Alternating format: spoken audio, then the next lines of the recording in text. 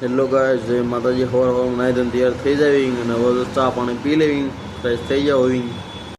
તો અગર આપણે શનિવાર હોવિંગ અને બપોરે 1 વાગી જાય ને તો આપણે પાછા ચા પી લેવી, કેમ કે ભૂખ લાગી પણ કંઈ ખાધા જેવું તો હોવિંગ નહીં, તો પાછા ચા પી લેવી. જય હનુમાનજી મહારાજ, જય દાદા.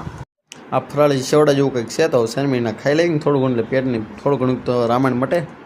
5 વાગ્યાને આપણે પાછો સોપડા ખોલીને ભણવા બેસી જાવી. તો હવે સાંજના ધાબા પર આટો ટલા મારો આવી જશે, દી બી આ થઈ ગયો.